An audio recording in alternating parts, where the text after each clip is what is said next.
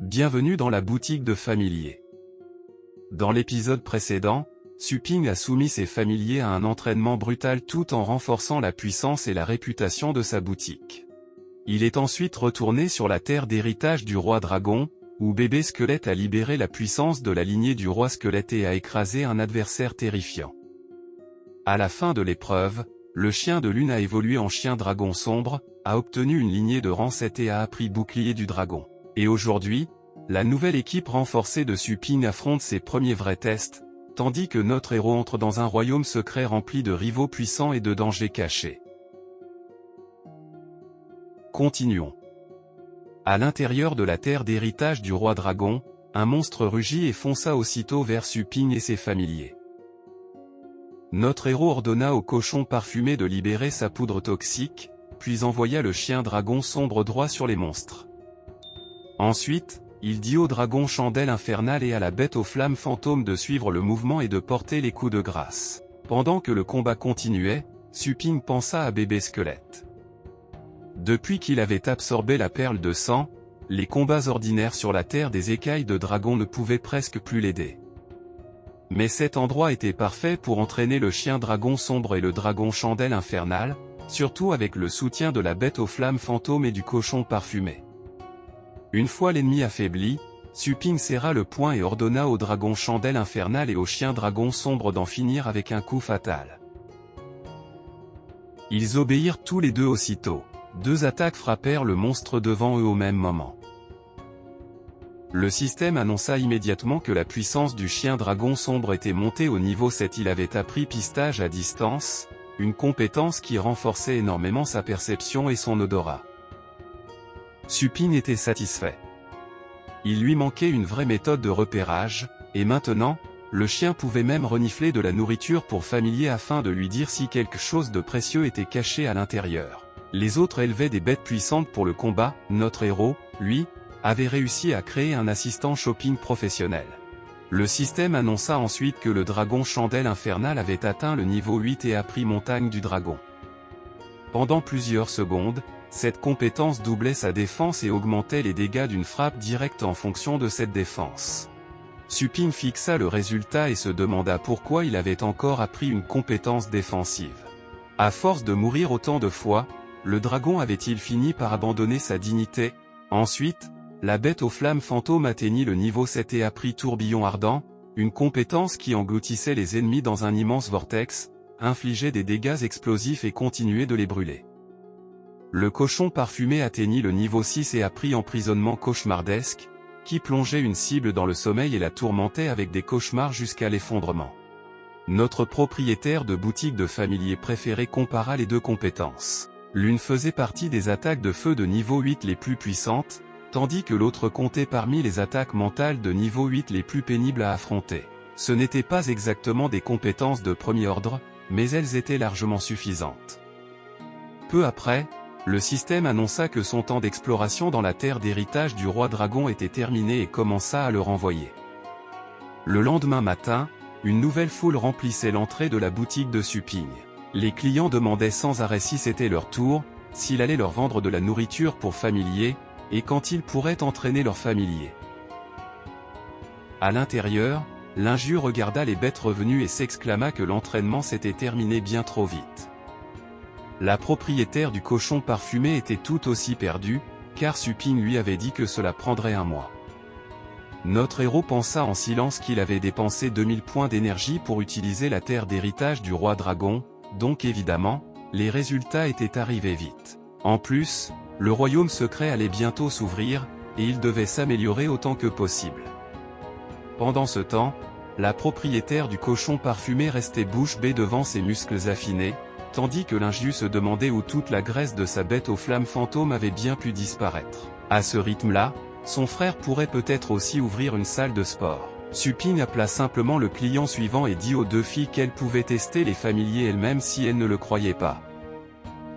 Avant qu'elles puissent commencer, les étudiants de l'académie de la montagne du Phénix qui faisaient la queue soulevèrent les deux filles et les emportèrent. Ils insistèrent sur le fait que c'était leur tour, dirent aux clientes qui avaient terminé de ne pas bloquer la file, et déclarèrent que c'était tout simplement le style de Monsieur Su. Notre protagoniste ne put que regarder la scène avec incrédulité pendant que l'inju et l'autre fille tentaient de protester. Les étudiants les jetèrent hors de la boutique et leur dirent de tester leur familier ailleurs au lieu de gaspiller le temps précieux de Suping. Les deux filles trouvèrent la foule terrifiante, tandis que notre héros comprit que même le processus habituel de démonstration pouvait désormais être sauté. Sa réputation faisait le travail à sa place. À cet instant, le système annonça que la mission d'entraînement professionnel était terminée. Suping reçut une pilule d'essence moyenne et un livre de compétences martiales divines démoniaques aléatoires. Curieux à propos de la compétence, Suping accepta immédiatement la récompense. Un livre apparut devant lui au milieu de flammes tourbillonnantes. Son titre était Point dompteur de démons. Suping tendit la main vers le livre et répéta son nom avec curiosité. Au moment où il le toucha, une énergie dorée jaillit soudain du livre et commença à recouvrir son corps. La seconde suivante, il fut aspiré dans une dimension étrange. Il regarda autour de lui, choqué, en se demandant dans quel enfer il avait encore atterri. Tout autour de lui, de gigantesques bêtes féroces se dressaient comme d'anciens désastres ayant pris cher. Leur corps était immense, leurs auras étouffantes, et aucune ne semblait inférieure à un behémoth suzerain. Même Suping, qui était déjà mort assez de fois dans des mondes de cultivation pour mériter une carte de fidélité, sentit la pression ramper sur sa peau. Puis une lumière dorée apparut soudain dans le ciel sombre. Elle déchira les nuages noirs, et même les monstres alentours relevèrent la tête avec intérêt. Au cœur de cette brillance, une silhouette géante descendit lentement. Son corps était massif, sa présence écrasante, et au moment où elle leva le poing, toute la dimension sembla se figer. Puis le géant frappa vers le bas. Son poing tomba comme un météore doré. Dès qu'il toucha le sol, toute la zone fut détruite. Le sol se brisa en vagues vers l'extérieur, les bêtes environnantes furent englouties par l'impact, et une force dorée balaya la dimension comme une catastrophe qui ne demandait la permission à personne. Suping avait du mal à croire ce qu'il voyait. C'était une puissance terrifiante, quelque chose qu'il n'avait jamais vu auparavant. L'être doré expliqua que le point dompteur de démons contenait 5 mouvements.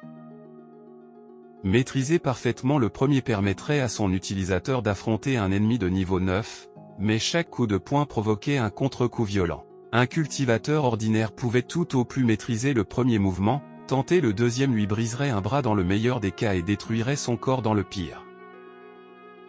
Seule une personne possédant la lignée la plus pure du corbeau d'or pouvait résister au contre-coup de toute la technique. L'être doré demanda alors à Suping s'il voulait s'y entraîner.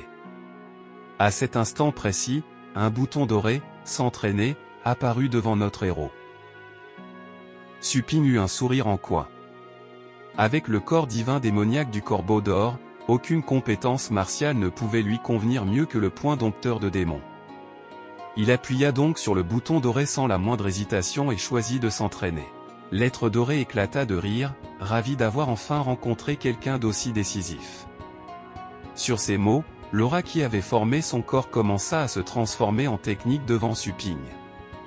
Il révéla les 5 mouvements dans l'ordre: marche contre les démons, apprivoisement des démons, suppression des démons, soumission des démons et éradication des démons. Cependant, lorsque le premier mouvement entra dans son corps, l'être expliqua que Suping ne pourrait apprendre chaque nouveau mouvement qu'après avoir atteint le stade de perfection du précédent. Il pensa au royaume secret qui approchait. Contrairement à une zone déserte ordinaire, il serait rempli d'experts. Bébé squelette seul ne suffirait peut-être pas contre eux, alors Suping devait aussi devenir plus fort. Il refusait de devenir un fardeau pour son propre familier. Il décida donc de fermer la boutique pendant plusieurs jours et de consacrer toute son énergie à pratiquer le point dompteur de démons à l'intérieur de la terre d'héritage du roi dragon. Après tout, la boutique marchait très bien ces derniers temps, alors il pouvait se permettre de la garder fermée un moment. 2 jours plus tard, ce qui équivalait à 1 mois et demi dans le terrain de cultivation, Suping se tenait là, haletant après cet entraînement brutal. Debout au-dessus des cadavres de monstres qu'il avait vaincus pendant cette période avec le dragon chandelle infernal et le chien dragon sombre, l'être doré annonça qu'il avait atteint le stade de grande réussite du point dompteur de démons.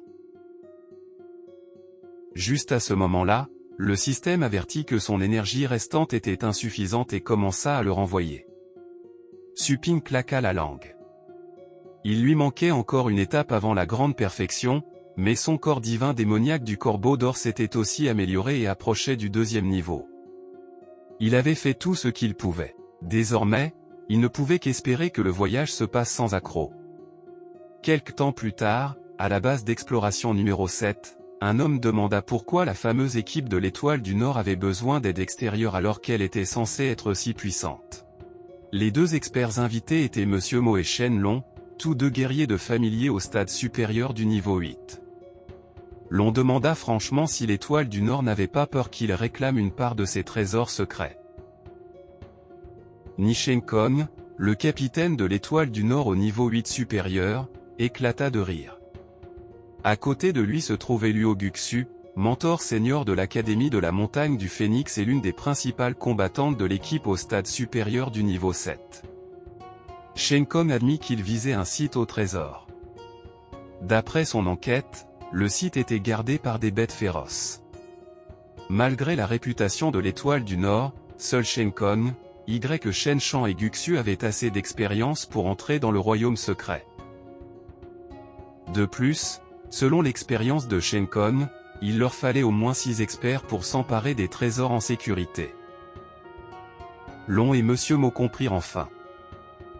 L'Étoile du Nord avait trouvé un gros poisson, mais n'avait pas la force de l'attraper seul, ce qui donnait aux 2 personnes extérieures une belle marge pour négocier un bien meilleur prix. Alors Long se leva et dit qu'ils feraient naturellement de leur mieux.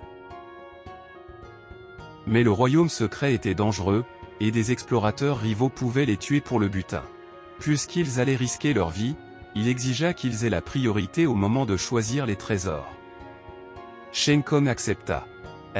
Mo choisirait en 2e, Long choisirait en 3e, et le reste du butin serait réparti selon la contribution. Dans son esprit, les trésors n'appartenaient pas à celui qui les trouvait, mais à celui qui parvenait à les ramener vivants. Une équipe remplie de prédateurs insatisfaits ne ferait qu'attirer des ennuis sans fin.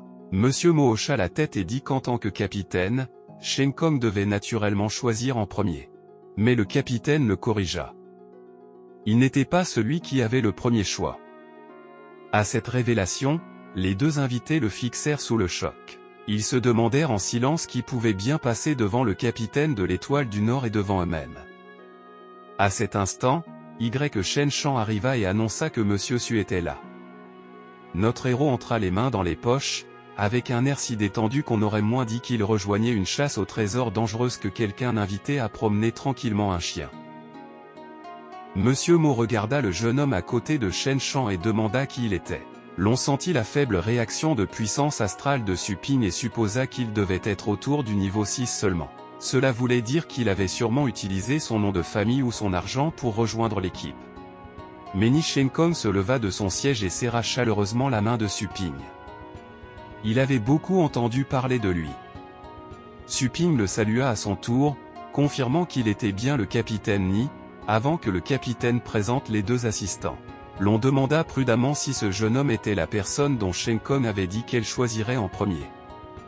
Le capitaine le confirma. Suping avait sauvé Shen Shan et Guxu, et tué un démon squelette au stade supérieur du niveau 8. Lorsque Shen Kong lui demanda s'il avait un problème à accepter le premier choix sur le butin, Suping répondit calmement que non. Qui pourrait avoir un problème avec ça? Personne, bien sûr. Pendant ce temps, Monsieur Mo et Long étaient stupéfaits qu'une personne si jeune ait tué un tel monstre. Ensuite, Shen Kong leur demanda si l'un d'eux avait encore une objection. Monsieur Mo admit qu'une personne avec de tels accomplissements méritait une position égale, tandis que l'on recula, puisque Suping avait sauvé Shen Shan et Guxu. Une fois ce point réglé, l'exploration pouvait commencer. Plus tard, le groupe commença à gravir le long escalier de la plateforme d'ascension du dragon, l'entrée du royaume secret de la montagne du dragon. Le capitaine prévint Suping que la plateforme se trouvait à haute altitude, où l'air était rare, donc il pourrait ralentir s'il se sentait mal. Notre héros répondit que grimper n'était pas fatigant, seulement lent, puis demanda pourquoi il ne pouvait pas simplement monter jusqu'au sommet sur des familiers volants. L'on lui dit immédiatement d'arrêter de faire n'importe quoi et d'entraîner tout le monde dans les ennuis. Mais en voyant la confusion de Suping, Shenkom rit et expliqua que c'était sa première visite, donc il était normal qu'il ne connaisse pas les règles.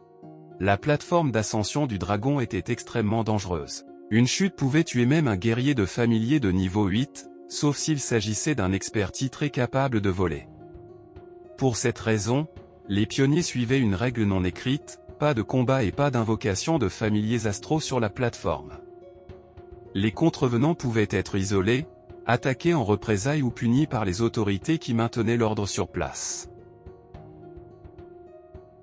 Le capitaine Ni se retourna donc et conseilla soigneusement à Suping de rester discret. Il ne voulait pas attirer plus d'attention que nécessaire. Pendant ce temps, plus haut dans l'escalier, une fille aux cheveux blancs et un jeune homme aux cheveux bleus étaient déjà en train de se battre. Shenkom les reconnut comme de jeunes maîtres des familles Tang et Qin. Lorsque Suping fit remarquer que le combat était censé être interdit, le capitaine donna la vraie réponse: les règles étaient faites pour les gens ordinaires. Les grandes familles les ignoraient, et même les autorités fermaient généralement les yeux sur leur comportement. À en juger par ce conflit, Shenkom pensait que la famille Qin voulait remplacer la famille Tang à la première place du classement des talents de l'os du dragon. Leur affrontement brisa le flanc de la montagne et déclencha un éboulement de rochers vers les escaliers. Monsieur Mo jura, tandis que Shenkom avertit aussitôt tout le monde de faire attention. Shenlong balaya le danger d'un revers de la main, affirmant que des rochers tombant aussi lentement ne pourraient jamais les toucher. Mais Suping jeta un seul regard à la situation et se précipita soudainement dans l'escalier, laissant le capitaine crier derrière lui. Notre héros frappa l'un des gros rochers qui tombaient vers eux et ordonna à tout le monde de briser les autres aussi. Eux-mêmes pouvaient évidemment esquiver les débris. Mais l'escalier étroit, lui, ne le pouvait pas. Shenkom comprit immédiatement et accepta de lui donner un coup de main. Tous les membres de l'équipe obéirent aussitôt à l'ordre et commencèrent à frapper les rochers un par un. Notre héros atterrit avec sa pose de super-héros habituelle, et en quelques secondes, le danger était passé. Toutes les menaces avaient été détruites. Monsieur Mo et Shenlong restèrent silencieux pendant que l'équipe détruisait les rochers. Le jugement précis de Suping et son commandement rapide venaient d'améliorer instantanément leur cohésion et leur exécution. Peu après, ils atteignirent le sommet bondé de la plateforme d'ascension du dragon, où une silhouette à l'aura dorée flottait au-dessus de la zone. Un vieil homme ordonna à la foule de s'écarter, car sa demoiselle allait défier le 6e os du dragon. La foule explosa d'agitation quand les gens se retournèrent et reconnurent la famille Tang ainsi que les deux experts qui accompagnaient sa jeune maîtresse. Il s'agissait de Zuo Fangqin, un guerrier de familier de niveau 8 supérieur, et de l'expert titré connu sous le nom de démon du vent, qui avait atteint le stade intermédiaire du niveau 9. Ensemble, les deux étaient salués comme les génies incomparables de la famille Tang. Les gens se tournèrent ensuite vers la fille aux cheveux blancs qui se tenait entre eux et réalisèrent qu'elle était la jeune maîtresse de la famille Tang. C'était Tang Ruyan, une guerrière de familier de niveau 7 supérieur. La foule s'émerveilla en constatant qu'elle avait déjà franchi le 5e os du dragon, alors que le royaume secret ne s'était ouvert que quelques fois. Ruyan déclara que la première place du classement des talents de l'os du dragon appartiendrait à la famille Tang et avertit tout le monde de ne pas s'attirer des ennuis. Mais le jeune homme aux cheveux bleus qu'elle avait combattu plus tôt parla derrière elle et demanda comment elle pouvait en être aussi certaine. Comme par hasard, lui aussi avait franchi le 5e os du dragon. C'était Qin Shaotian, le jeune maître de la famille Qin et un guerrier de familier au stade intermédiaire du niveau 8. Il annonça qu'il allait défier le 6e os du dragon aujourd'hui, et la foule s'enflamma. Tous savaient que seule la famille Qin avait les ressources nécessaires pour rivaliser avec la famille Tang pour la première place.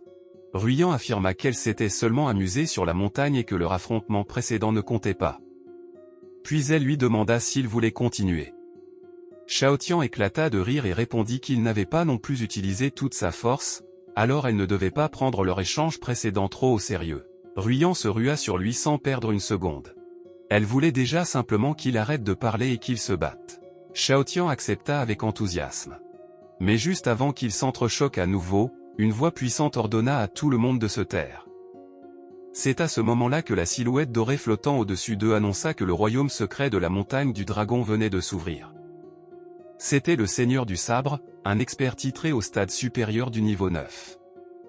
Il demanda pourquoi tout le monde restait encore planté là au lieu d'entrer. La foule le reconnut comme l'expert le plus puissant sous la classe légende. Personne ne voulait irriter le Seigneur du Sabre, alors les explorateurs commencèrent immédiatement à avancer vers l'entrée. Mais au moment où ils firent leur premier pas, une entaille d'énergie bleue frappa soudain le sol devant eux. Fankin leur barra la route et déclara que personne ne pouvait avancer avant que la famille Tang soit entrée. Mais au milieu de cette foule, quelqu'un ne prêta aucune attention à ses paroles. Suping passa tranquillement à côté de lui, les deux mains dans les poches, comme si cette menace visait quelqu'un d'autre. Les veines du front de Fankin se gonflèrent.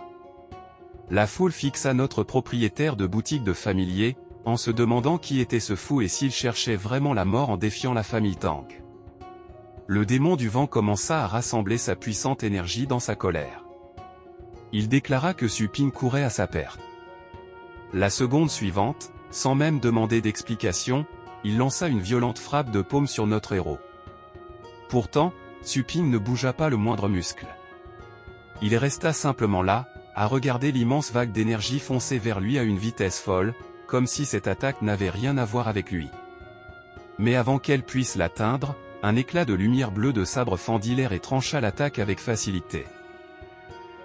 La foule retint son souffle en reconnaissant la technique. Le Seigneur du Sabre venait d'intervenir. Et ce n'était pas tout, car il venait aussi de montrer sa puissance à tous ceux qui l'entouraient. D'un simple mouvement négligent de la main, son énergie de sabre fendit le sol, traçant une ligne nette entre Suping et les membres de la famille Tang. C'était un avertissement limpide. Il dit calmement au démon du vent de régler ses rancunes privées ailleurs et d'arrêter de semer le désordre à l'entrée. Suping, bien sûr, savait que cela allait arriver. Malgré tout, il lui montra du respect et le remercia. Mais intérieurement, il était vraiment impressionné par la technique de sabre de cet homme. Le Seigneur du Sabre avait affiché une force terrifiante sans s'appuyer sur un familier astral. Le Seigneur du Sabre eut l'air légèrement agacé et répondit qu'il n'y avait pas besoin de le remercier.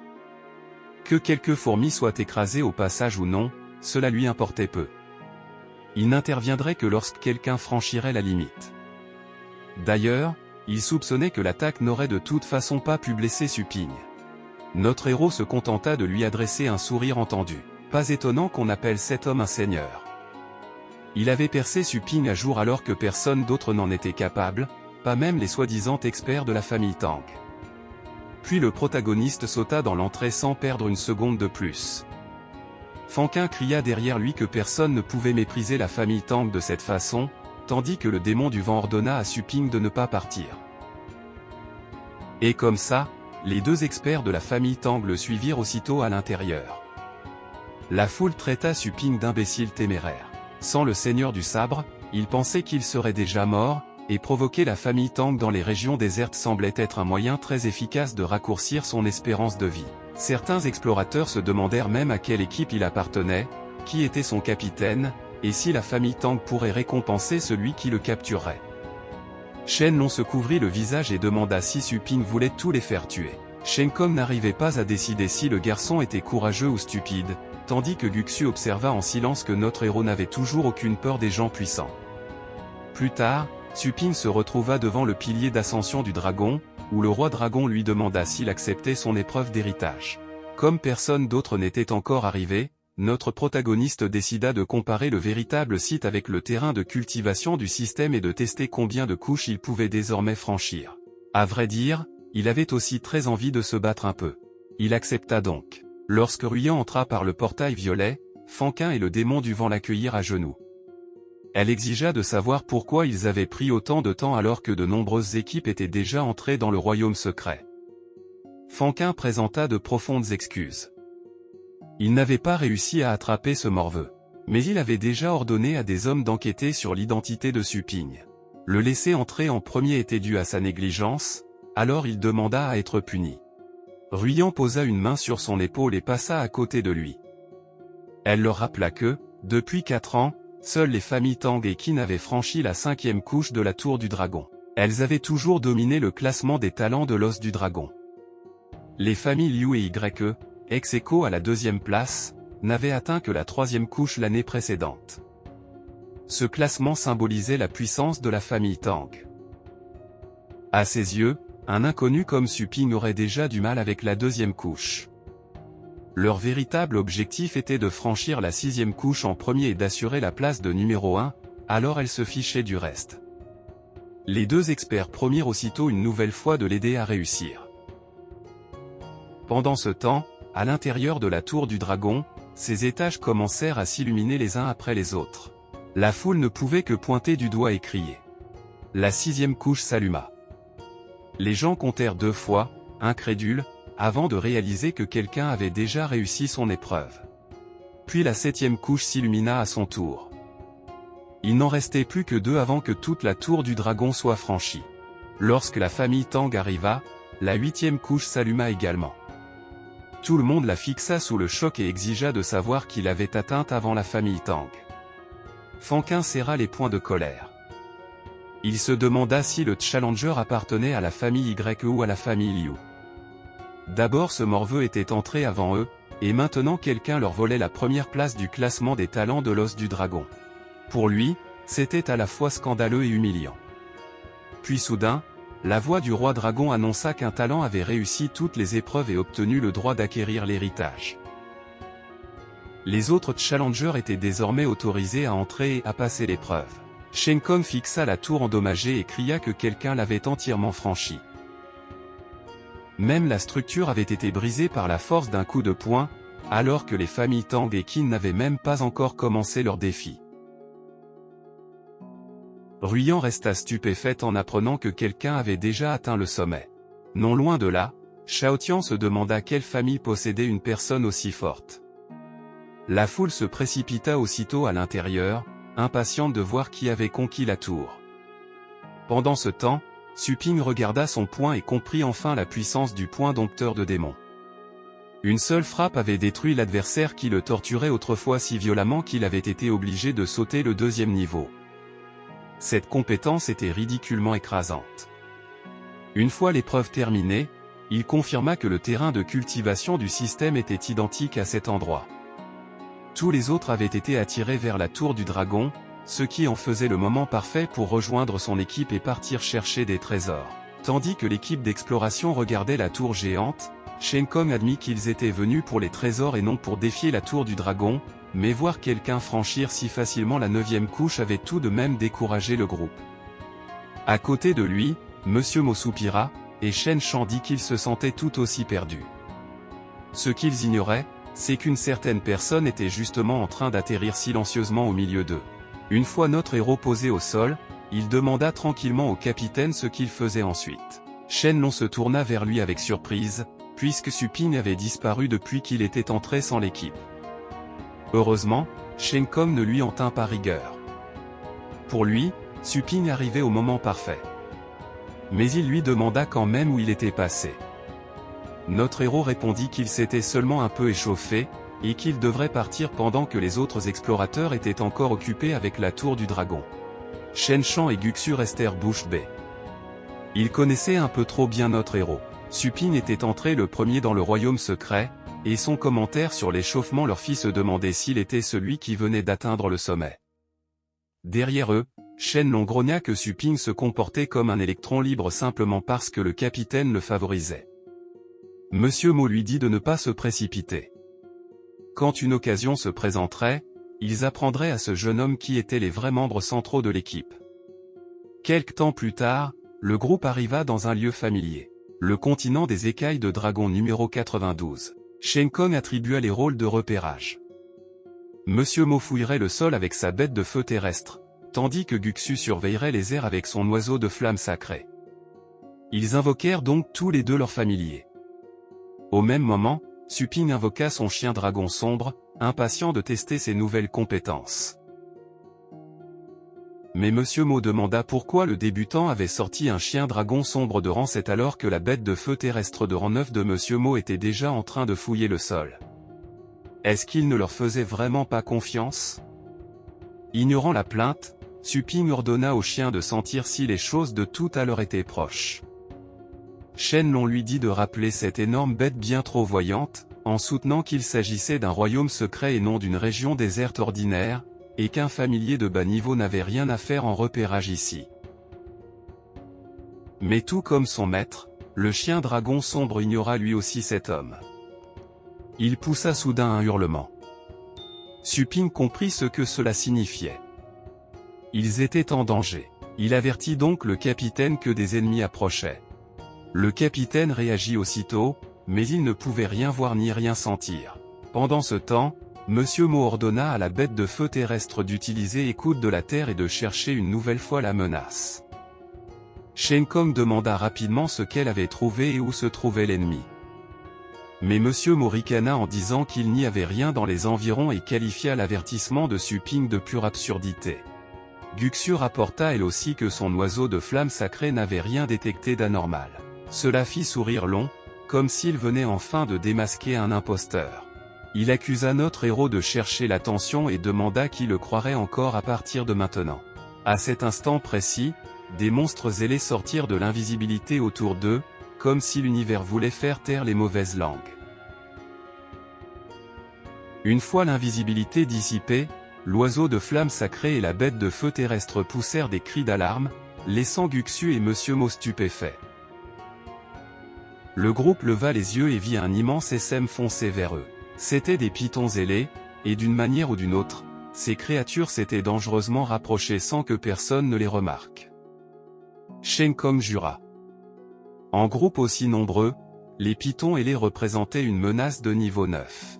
Il n'y avait plus le temps de se cacher, alors il ordonna à tout le monde de se préparer au combat. C'était l'heure du rassemblement des Avengers. Il invoqua sa bête Bouddha, un familier aligné de rang 9 doté d'une puissance au stade inférieur du niveau 9. Le capitaine ordonna à Long de protéger les guerriers de familier avec le dragon géant de terre, tandis que toutes les autres bêtes rejoindraient sa bête Bouddha dans une attaque frontale. L'équipe obéit immédiatement. Leur formation comprenait le dragon géant de terre de Long, une bête alignée de rang 8 au stade inférieur du niveau 8, le garde à la faux de Monsieur Mo, une bête alignée de rang 9 au stade inférieur du niveau 9, l'oiseau de flamme sacrée de Guxu au niveau 8 intermédiaire, et le lézard gris de Shen Shan au niveau 8 supérieur. Le dragon géant de terre frappa le sol de toute sa puissance et activa défense terrestre quadruple autour de l'équipe, transformant tout le paysage pour les protéger. Ainsi, un immense pilier jaillit du sol et protégea tout le monde de l'essème de pitons ailés. Guxu remarqua soudain que le chien dragon sombre de Su Ping avait été laissé dehors.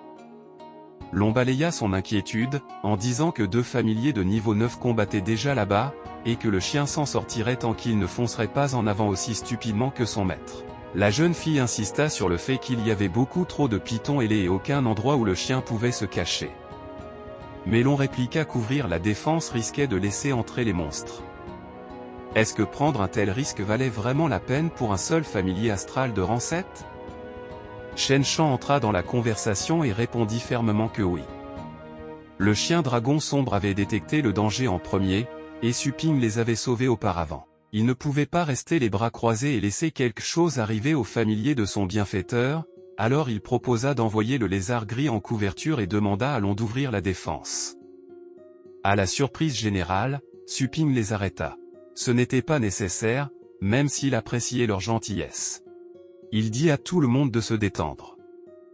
Le chien dragon sombre n'était pas seulement un éclaireur. Il savait aussi se battre un peu. Tant qu'il tuait le chef, les pitons et les restants ne seraient plus un problème. Mo caressa sa moustache et murmura que Su Ping ne faisait que fanfaronner. Un chien aligné de rang 7, même au stade supérieur du niveau 7, serait déchiqueté par un SM doté d'une puissance de niveau 9. Shen Long partagea silencieusement cet avis, le garçon allait bientôt recevoir une leçon douloureuse. Le vieil invité ordonna à sa bête de feu terrestre d'utiliser invisibilité. Guxu reconnut aussitôt cette compétence rare, capable de dissimuler d'autres objets à la vue. Mo confirma fièrement qu'il avait dissimulé la défense terrestre quadruple, permettant à l'équipe d'observer le combat sans se révéler. À l'extérieur, la bête Bouddha envoya un python et les valser sur le côté alors que le combat éclatait. Tous leurs familiers affrontaient les sèmes interminables de bêtes, mais ils semblaient réussir à tenir leur position. Mais après avoir balayé le champ de bataille du regard, Guxu demanda où était passé le chien dragon sombre. Était-il déjà mort? Shen Shan lui répondit immédiatement que non et pointa vers l'avant. Au milieu de l'essème dense, un minuscule point lumineux se déplaçait et clignotait d'avant en arrière. Guxu le fixa un instant, réalisant peu à peu ce qu'elle voyait. Le chien dragon sombre fonçait joyeusement au milieu des monstres. La lumière venait de plusieurs boucliers superposés qui enveloppaient son corps. Tout le groupe resta sans voix. Guxu n'arrivait pas à croire qu'un familier astral de niveau 7 bondissait à travers des pythons et les dotait d'une puissance collective de niveau 9, tandis que l'on fixait Suping en répétant son affirmation selon laquelle le chien ne savait se battre que, un peu. Apparemment, certaines affirmations étaient vraiment subjectives. Puis la pire chose possible arriva. Le seigneur des pythons ailés apparut, une créature immense au stade supérieur du niveau 8. Dès son apparition, il attaqua lui aussi. Mais d'une manière ou d'une autre, le chien dragon sombre esquiva le balayage de la queue du chef tout en plantant ses crocs dans un autre python au même moment. Ensuite, le seigneur des pythons ailés projeta son corps massif à travers le champ de bataille, écrasant les plus petits pythons sous lui en essayant d'ensevelir le chien. L'équipe cria pour le chien dragon sombre, tandis que Monsieur Mo et l'on sourire comme si leur prédiction venait enfin de se réaliser. Mais en réalité, le python n'avait frappé que la barrière autour du chien, et les boucliers superposés étaient toujours intacts. Incapable de le tuer, le chef enragé siffla directement vers sa cible. Monsieur Mo s'exclama que la défense de ce chien était absurde. Shenlong ne comprenait pas pourquoi elle semblait même plus solide que celle de son dragon géant de terre. Puis le chien rassembla ses forces et bondit sur le grand boss. Il fila en avant en un instant, lacérant le seigneur des pythons ailés de ses griffes. Mais même si le chien était rapide, l'attaque ne causa pas beaucoup de dégâts. L'immense python baissa les yeux vers son aile et ne vit qu'une marque de griffure rougeâtre. L'on retrouva un peu de fierté. Il supposa que toutes les capacités du chien étaient défensives et se rassura en se disant qu'au moins, son dragon géant de terre possédait plusieurs compétences d'attaque. Puis, tout à coup, le seigneur des pythons ailés poussa un cri aigu et vacilla. Son sifflement faiblit tandis que son corps commençait à lâcher. L'immense python continuait d'essayer de bouger, mais sa force lui échappait. Ses ailes tremblaient, et pour la première fois, ce monstre furieux eut l'air de ne pas comprendre ce qui arrivait à son propre corps. Monsieur Mo comprit que la créature avait été empoisonnée. L'on resta stupéfait en voyant que le chien dragon sombre possédait à la fois une carapace incroyablement résistante et des griffes empoisonnées. Ce familier était bien plus absurde que tout ce qu'ils avaient imaginé. Une fois que le chien dragon sombre retomba sur ses pattes, il fixa directement sa cible. Puis, avec une nouvelle accélération fulgurante, il fonça et porta le coup de grâce au seigneur des pythons ailés empoisonnés. Suping reconnut en silence que toutes les souffrances endurées par le chien dans le terrain de cultivation du roi dragon avaient porté leurs fruits. Il pouvait déjà gérer des familiers faibles comme ceux-là. Il avait désormais assez vu ses nouvelles compétences, alors il lui ordonna de finir rapidement le reste du combat. Le chien dragon sombre libéra aussitôt un terrifiant rugissement du dragon sur tout le champ de bataille. Les pythons ailés restants se dispersèrent désespérément, comme des enfants qui auraient perdu leur mère au supermarché. Et comme ça, l'équipe célébra une victoire complète sans la moindre blessure. Tout le monde loua la puissance du chien dragon sombre. Après avoir vu tout ça, Shenlong appela maladroitement Suping par son nom, puis admit que son familier était vraiment impressionnant. Notre héros se gratta l'oreille et répondit simplement qu'il était juste correct. Sa qualité n'était qu'au niveau moyen. Monsieur Mo éclata de rire et lui dit qu'il était beaucoup trop humble. Si une bête pareille comptait comme qualité moyenne, alors leur familier devait être de basse qualité.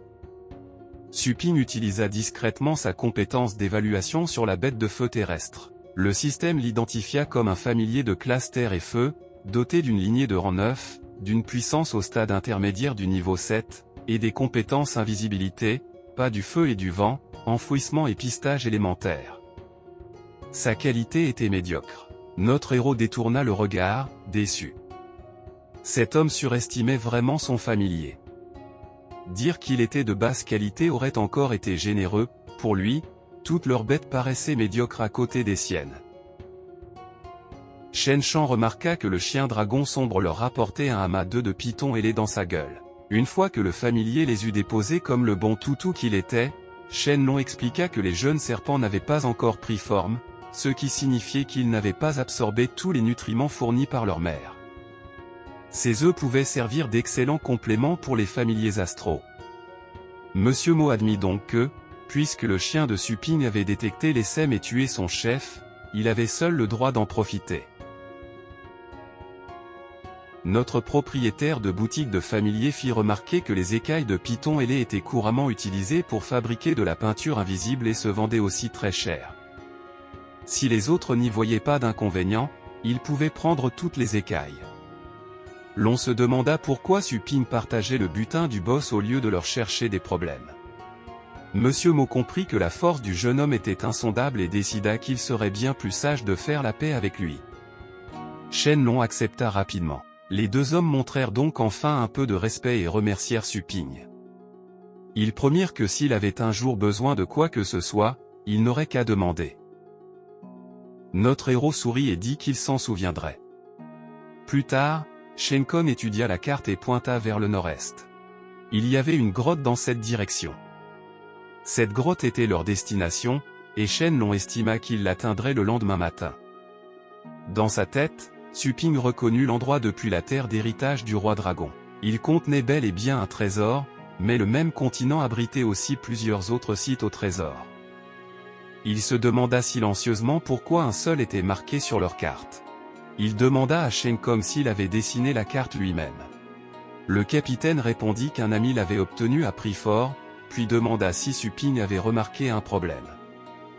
Notre héros dit qu'il était simplement curieux de savoir pourquoi une zone aussi vaste n'indiquait qu'un seul site au trésor. Le capitaine rit et expliqua que, dans le royaume secret, les trésors revenaient au premier arrivé, tandis que l'on suggéra que tout le reste avait peut-être déjà été pris avant la création de la carte. Suping se contenta donc de froncer les sourcils et garda ses soupçons pour lui. Le lendemain, le groupe arriva enfin devant la grotte. Avant que quiconque n'entre, notre héros les arrêta et les avertit qu'une bête féroce de niveau 9 vivait à l'intérieur. Shen Kong était perplexe. Il n'avait même pas franchi l'entrée, alors comment Suping pouvait-il le savoir? Notre protagoniste le savait naturellement parce qu'il était déjà venu ici. Même s'il ne se souvenait pas de cet endroit aussi clairement que de la tour du dragon, il savait encore quelle bête occupait la grotte. Au lieu de révéler cela, il demanda simplement s'il faisait maintenant confiance au nez du chien dragon sombre. Shen Kong admit que le chien avait découvert les pythons ailés et les avait beaucoup aidés. Shen Shan maudit leur chance d'être encore tombés sur une bête de niveau 9. Guxu expliqua que les sèmes de python ailés n'avaient atteint une puissance de niveau 9 qu'en groupe, individuellement, ces créatures étaient bien plus faibles. Cette grotte était un territoire inconnu, avec une véritable bête féroce de niveau 9 à l'intérieur. Monsieur Mo reconnut que ce serait beaucoup plus difficile, et même avec l'aide de Suping, gérer ce tyran local serait compliqué. Le capitaine réfléchit donc à la situation et proposa d'attirer le tyran local hors de sa grotte. Shen Shan apprécia l'idée. Il pouvait préparer un piège à l'entrée et prendre la bête au dépourvu dès l'instant où elle sortirait. L'on déclara que le plan était simple et invoqua le dragon géant de terre. La bête géante frappa le sol et activa mouvement de la terre, créant de gros rochers directement depuis le sol. Puis Guxu ordonna à l'oiseau de flammes sacrées d'utiliser parure ardente. Les flammes recouvrirent rapidement les gros rochers flottants au-dessus du sol et en prirent le contrôle. Mais l'équipe n'en avait pas encore fini. Monsieur Mo enchaîna en dissimulant le piège grâce à la compétence invisibilité de son familier. Une fois tout prêt, Shen Shan dit qu'il n'avait plus qu'à attendre. Mais Shen Kong croisa les bras et annonça qu'il en avait assez d'attendre, il allait entrer dans la grotte et attirer lui-même la bête dehors. Le célèbre explorateur le fixa avec horreur.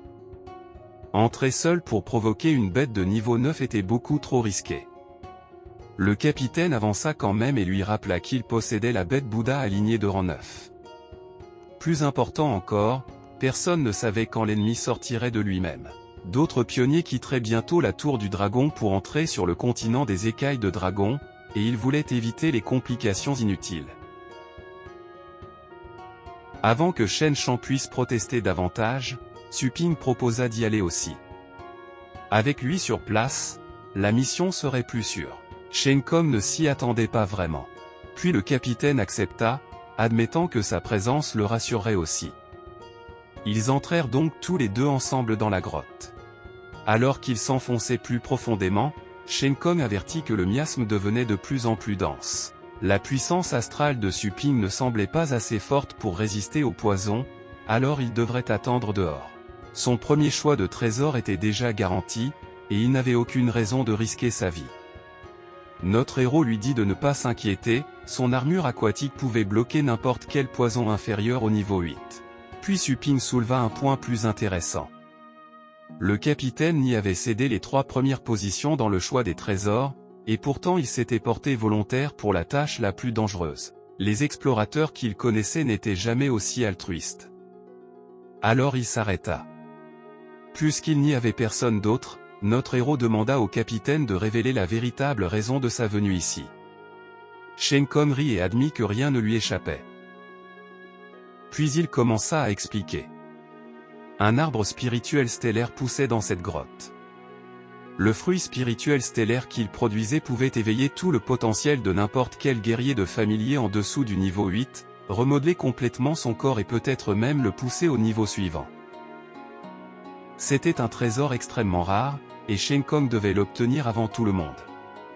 Su Ping comprit enfin. Le capitaine avait renoncé à la priorité dans le choix du butin et risqué sa vie en entrant le premier parce qu'il voulait l'arbre spirituel stellaire. Shen Kong le confirma avec tristesse. Puis son ton se durcit. Certains secrets ne devraient pas être creusés trop profondément. Peu importe ce qui s'était passé, il devait désormais obtenir cet arbre. Cette fois, il se tourna vers lui avec une expression grave. Si Su Ping le convoitait aussi, Shen Kong ne ferait preuve d'aucune pitié, même s'il avait sauvé Shen Shan et Luo Guxu. Notre héros trouva presque cet avertissement amusant. Le fruit spirituel stellaire était comparable à une pilule d'essence du système et lui semblait ordinaire, mais il représentait clairement tout pour Shen Kong. Comme le capitaine était un homme correct, sans malveillance cachée, Su Ping décida de l'aider. Il expliqua qu'il n'avait aucun intérêt pour le fruit. À la place, il lui donna un avertissement. Le gardien était un sous-dragon au stade supérieur du niveau 9 appelé le dragon déluge de flammes. Il était rusé et spécialisé dans les attaques mentales, alors s'approcher directement de l'arbre revenait à se porter volontaire pour mourir. Shen Kong fut horrifié. Un dragon de niveau 9 supérieur était déjà assez terrible, et les attaques mentales rendaient les choses encore pires. Il exigea de savoir qui était vraiment Su Ping et comment il en savait autant. Notre héros lui renvoya ses propres mots, certains secrets valaient mieux sans question. Si le capitaine voulait l'arbre, il n'avait qu'à le suivre. Puis il brisa une partie de la paroi de la grotte et révéla un objet caché. Shen Kong le fixa et demanda ce que c'était. Notre héros l'identifia comme une lampe de suppression de l'âme. Une fois activée avec de la puissance astrale, elle pouvait résister à la plupart des attaques mentales. Le capitaine n'y fut encore plus perplexe. Comment Su Ping avait-il su où la trouver? Naturellement, il le savait parce qu'il était déjà venu ici. Malheureusement, un trésor aussi utile ne pouvait fonctionner qu'à l'intérieur de la terre d'héritage du roi dragon et ne pouvait pas être emporté. Il se contenta de sourire et appela cela un autre secret. Prenant la lampe de suppression de l'âme avec lui, Su Ping dit qu'il pouvait maintenant aller récupérer l'arbre. Mais avant qu'il puisse bouger, un grondement violent secoua la grotte. Shen Kong se tendit instantanément. La bête arrivait. Su Ping écouta attentivement, puis le corrigea. Ceux qui venaient d'apparaître ne se dirigeaient pas vers eux. À l'extérieur de la grotte, un gigantesque dragon rouge surgit devant le reste de l'équipe. L'expression de Su Ping changea lorsqu'il comprit qu'il se dirigeait vers leur équipe restée dehors. Et c'est ici que l'épisode d'aujourd'hui se termine. Su Ping a commencé par révéler les résultats stupéfiants de l'entraînement de ses familiers, puis il a renforcé ses propres compétences de combat avant de rejoindre l'expédition du capitaine Ni dans le royaume secret.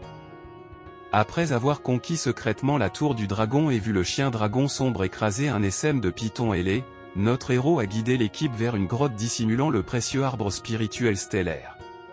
Mais maintenant, le dragon déluge de flammes de niveau 9 supérieur se rapproche des coéquipiers restés dehors, tandis que Suping et le capitaine Ni sont encore à l'intérieur de la grotte.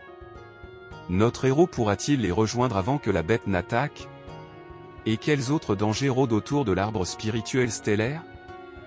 Laissez un like et abonnez-vous pour plus de vidéos comme celle-ci. Comme toujours, dites-nous ce que vous en avez pensé dans les commentaires. On voit bien que vous aimez beaucoup ce manhwa, alors on continuera à vous proposer de nouveaux épisodes. Merci d'avoir regardé, et on se retrouve dans le prochain épisode.